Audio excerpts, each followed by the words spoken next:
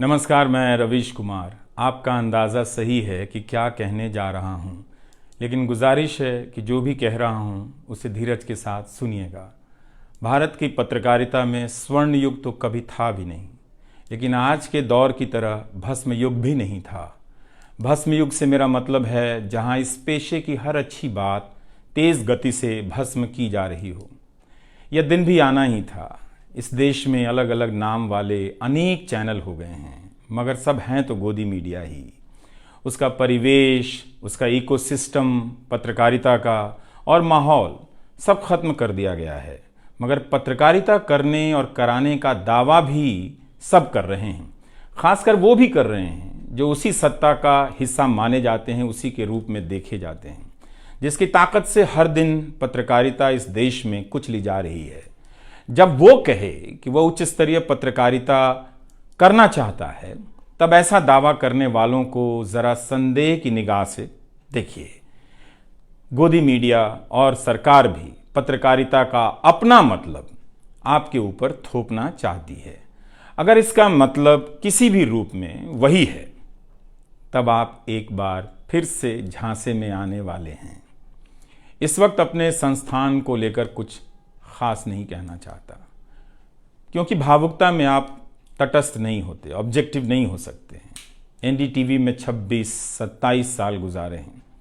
इतनी लंबी यात्रा के अपने उतार चढ़ाव भी हैं। अनेक साथी, वरिष्ठ, कनिष्ठ सब शामिल हैं। कितने लोगों ने साथ दिया है।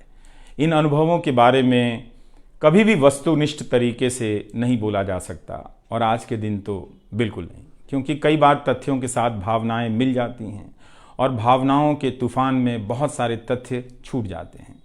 बेहतर है कि इसे संक्षिप्त ही रहने दिया जाए। जो आदरणीय शख्स हैं उन्हें मैं याद कर ही रहा हूँ। काफ़ी सारी शानदार यादें हैं एनडीटीवी में, अब दोस्तों के बीच सुनने सुनाने के काम आएंगी।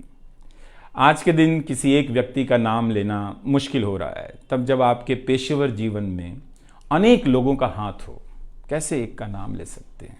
मैं जानता हूं कि पूर्व सहयोगी, मौजूदा सहयोगी सब मुझ में अपना हिस्सा देखते हैं, और वो सही भी है। मुझे सभी से कुछ ना कुछ मिला है। मैं सबका ही आभारी हूं। इसलिए एक का जिक्र कर बाकी को छोड़कर आप न्याय नहीं कर सकते, खासकर ऐसे दिन। वैसे भी इस वक्त तो हर चेहरा ही अच्छा नजर आ रहा है, क्योंकि सबने मेरे अनुभवों को, मेरे जीवन को समृद्ध किया है। बेटी विदा होती है तो वो दूर तक पीछे मुड़कर मायके को देखती रहती है। मैं इसी स्थिति में हूँ। अभी मुड़कर देख लेने दीजिए, फिर कभी विस्तार से एनडीटीवी की बात करूँगा, लोगों के बारे में और एनडीटीवी के बारे में, डॉक्टर रॉय, राधिका रॉय के बारे में भी। मैं कई लोगों की प्रतिक्रियाएं पढ़ रहा था। बहुत सी बातें तो मुझे आज ही पता चली। हैरानी हुई कि हर किसी के पास एनडीटीवी का एक अलग ही किस्सा है। वाकई उन 27 वर्षों के बारे में ठहर कर और संभल कर बात करने की ज़रूरत है। एनडीटीवी ने एक चीज़ सिखाई कि टीवी में और टीवी का एक ही मतलब होता है, टीम। एंकरों के स्टार बनाए जाने के बाद यह धारणा टूट गई, मगर आज भी टीवी के बुनियाद में यही है कि जितनी अच्छी टीम होगी उतना अच्छा काम होगा। अभी इस बात को यहीं रहने देता हूँ, कभी किसी और वक्त के लिए, तब जब आप भावुक ना हों, तब जब मैं भावुक ना हूँ कि एनडीटीवी छूट रहा है। अगस्त 1996 में एनडीटीवी से औपचारिक रूप से जुड़ा था। अगस्त 1996 में ट्रांसलेटर के रूप में, अनुवादक के रूप में। लेकिन उसके पहले कई महीनों तक मैं यहाँ चिट्ठियाँ छांटता रहा। बोरे में चिट्ठियाँ आती थीं और मेरे पास रख दी जाती थीं। तब दर्शक पोस्ट बॉक्स में चिट्ठियाँ भेजा करते थे। देश भर से दर्शक अपने हाथों से अलग अलग कार्यक्रमों के एंकरों को लिखा करते थे। इन्हें पढ़ते हुए मैंने टीवी के कार्यक्रमों के आसपास दर्शकों को बनता देख रहा था। मेरा काम था उनकी बारीक नज़र से लिखी गई चिट्ठियों पर रिपोर्ट बनाना और एंकरों या कार्यक्रम के प्रोड्यूसर को सौंप देना। दिहाड़ी का काम था, उसी के हिसाब से मजदूरी मिलती थी, पैसे मिलते थे। मेरी ज़िंदगी में यह काम आज भी जारी है। आज भी आप मुझे सैकड़ों की संख्या में मैसेज लिखते हैं, हाथ से लिखी चिट्ठियां भी आती हैं, बहुत अच्छी लिखावट में। मैं ज़्यादातर मैसेज पढ़ता भी हूँ और सभी के नहीं तो बहुतों के जवाब देने की कोशिश करता हूँ। कई बार तो अपनी निराशा भी आपसे साझा कर देता हूँ। मैं आपके बीच आकर अपने मन का भाव नहीं छिपाता, क्योंकि मैं आपके बीच बताने के लिए आता हूँ। अगर खुद को ही छिपाने लगा तो वो पूरा बताना नहीं होता है। मुझे तो लगता है कि कई हजार दर्शकों के पास मेरे लिखे हुए जवाब होंगे। उंगलियों में दर्द रहने के कारण इन दिनों जवाब देना कम कर दिया है। तो एक तरह से जिन चिट्ठियों से एनडीटीवी में मेरी शुरुआत होती है, उनका आना जाना आज भी जारी है, आज तक जारी था। वो काम आगे भी जारी रहेगा, लेकिन इतने सारे सुझावों, जवाबों, अपेक्षाओं, शिकायतों और डांट के बीच सोना, जागना और जीना मुझे आपके हवाले करता चला गया। मैं खुद के पास तो रहा ही नहीं, आपके बीच गया तो घर ही नहीं लौटा। शायद अब कुछ वक्त मिलेगा खुद के साथ रहने का। आज की शाम एक ऐसी शाम है जहां चिड़िया को उसका घोंसला नज़र नहीं आ रहा, क्योंकि कोई और उसका घोंसला ले गया है, मगर उसके सामने थक जाने तक एक खुला आसमान ज़रूर नज़र आ रहा है। तो खैर, उसके बाद अनुवादक बना और कई पत्रकारों की रिपोर्ट का अंग्रेजी से हिंदी में अनुवाद करता रहा।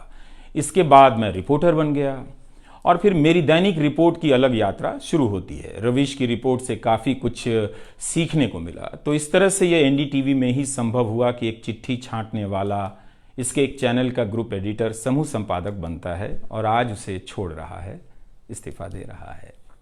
बहुत बड़ी बड़ी शक्तियाँ पीछे खड़ी हैं इस एक पत्रकार के पीछे।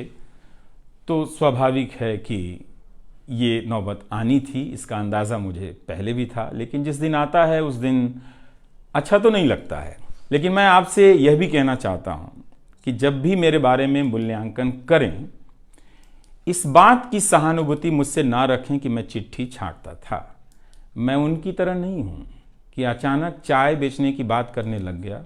उतर रहा हूं जहाज से, बात कर रहा हूं चाय बेचने की। सहानुभूति के लिए या फिर अपने संघर्ष को महान बताने के लिए मैं ऐसा नहीं करना चाहता। इस देश में हर किसी का संघर्ष ही पहाड़ चढ़ने के जैसा है। आप एम्स के बाहर मरीज जो खड़े हैं, उनके परिजन जो खड़े हैं, उनसे मिल लीजिए। आपको पता चल जाएगा कि उनकी चुनौतियां कितनी बड़ी हैं और आपका दुख कितना कम है, छोटा है। लेकिन आज के दिन मैं आप सभी के बीच दर्शकों की बात करना चाहता हूं। इस दौर में कुर्सी पर बैठे किरदारों को टूटते हुए देखा, सबने देखा। संस्थाओं को भस्म होते देखा, आपने देखा।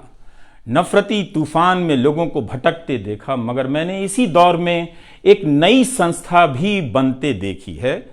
वह संस्था है जनता की संस्था, दर्शकों की संस्था। दर्शक ही अपने आप में इंस्टीट्यूशन बन जाते हैं। आप दर्शकों की संख्या भले कम है, मगर आप दर्शकों ने मिलकर जर्जर किए जा रहे इस लोकतंत्र में जनता नाम की संस्था का पौधा सूखने से बचा लिया।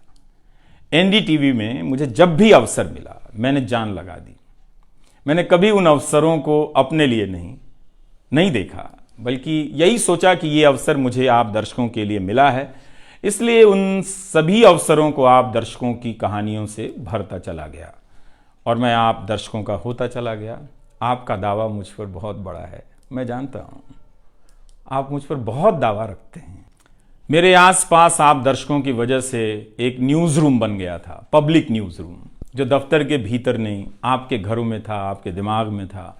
दुनिया भर में फैले कितने दर्शकों ने आगे आकर मेरी मदद की है। आपने कभी मुझसे पैसे भी नहीं मांगे, कभी एहसान तक नहीं जताया। विदेशों में मेरे लिए वीडियो रिकॉर्ड किया, रिसर्च किया। मेरा हर कार्यक्रम किसी न किसी दर्शक के सहयोग का उदाहरण है। आप दर्शकों ने मेरी जानकारियों को दुरुस्त किया है, गलती की है तो डांटा भी है और काफ़ी कुछ उसमें जोड़ भी दिया है। कई सारे एक्सपर्ट, कई सारे छात्र, कई सारे प्रवासी भारतीय, स्थानीय भारतीय दर्शक बनने के साथ साथ मेरा साथ दे रहे थे और पत्रकार भी बन रहे थे और इस पेशे के एक छोटे से द्वीप को बचा रहे थे। इस प्रक्रिया को बिखरते देखना, दर्शकों के बनने की प्रक्रिया को बिखरते देखना और फिर से बनते देखना बहुत सुखद अनुभव रहा।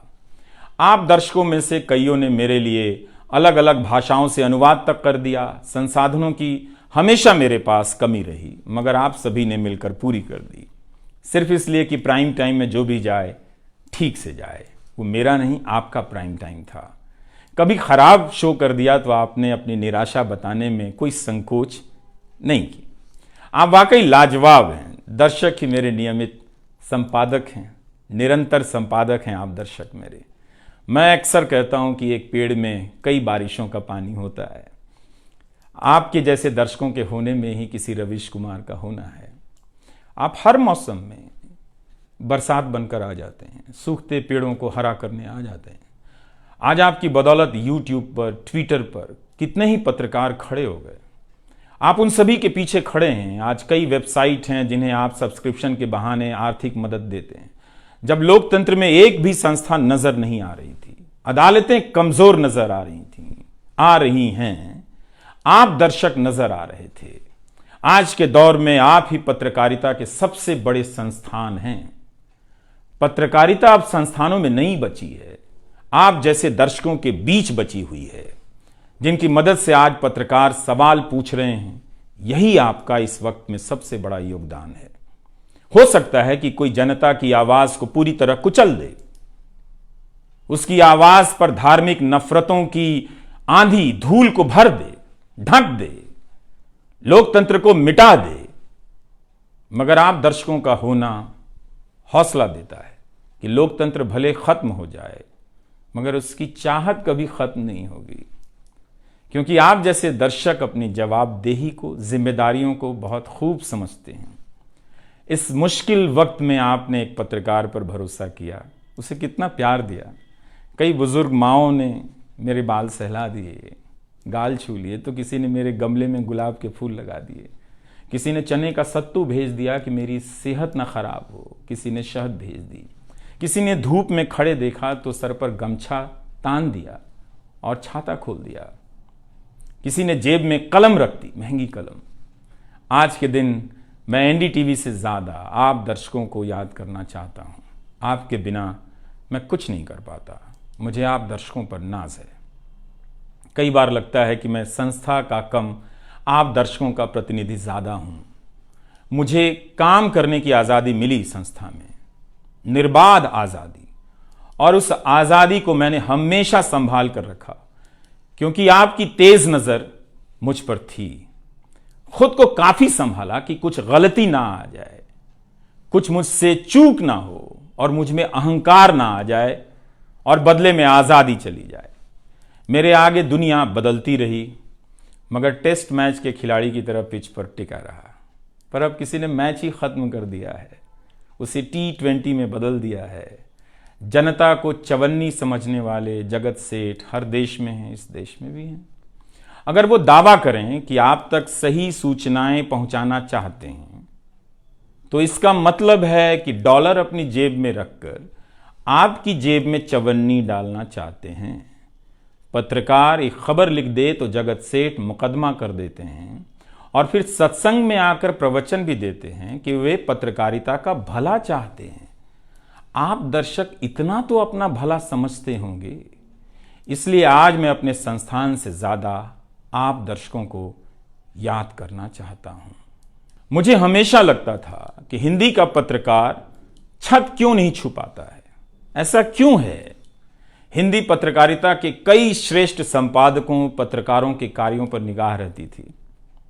उनकी गहराई हैरान करती थी, फिर भी लगता था कि उनकी बात जमाने तक ठीक से नहीं पहुंची, पेशे के भीतर उन्हें उनकी जगह नहीं दी गई। पत्रकारिता का मतलब अंग्रेजी का पत्रकार होना हो गया।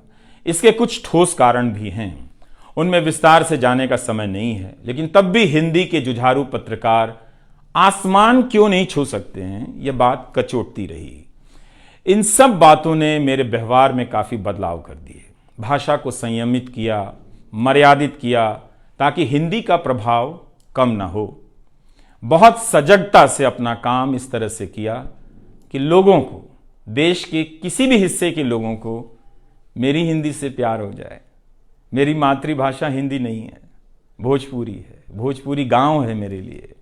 हिंदी मेरे लिए भाषा का वह शहर है, पहला शहर, जहां मैं गांव से शहर आया था, लेकिन मुझे भारत के हर राज्य के दर्शकों से प्यार मिला है। हिंदी प्रदेशों की कुंठित राजनीति ने हिंदी को हथियार बना दिया।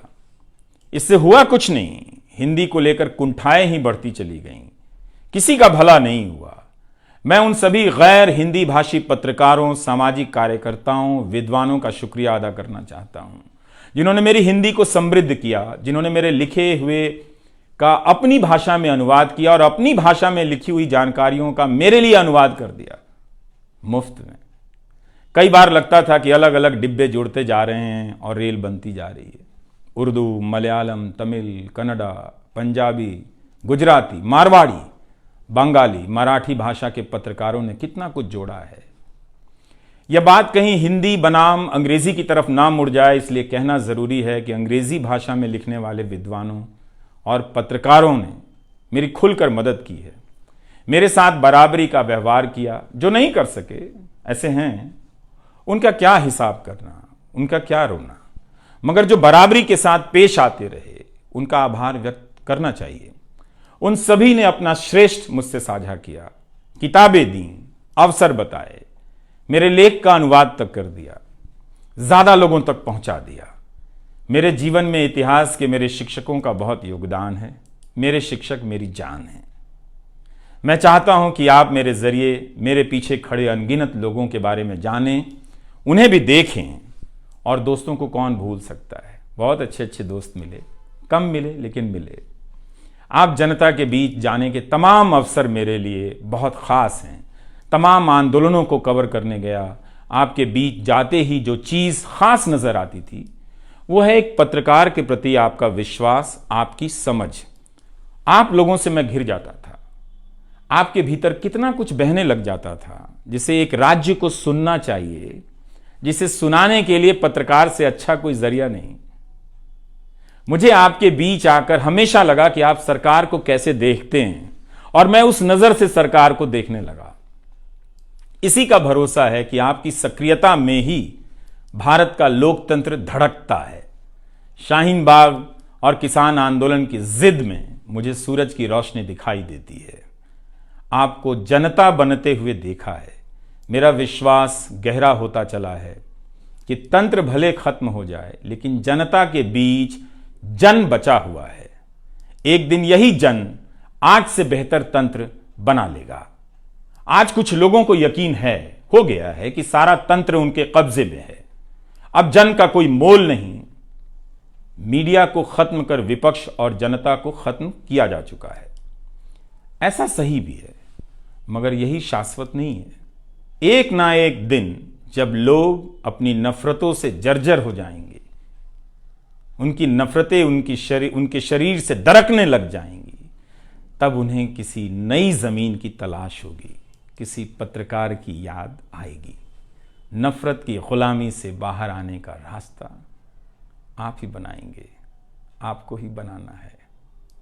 एनडीटीवी में मैंने लिखना, बोलना सीखा, दिखना सीखा, अच्छे कपड़े पहनना सीखा, टाई पहननी सीखी।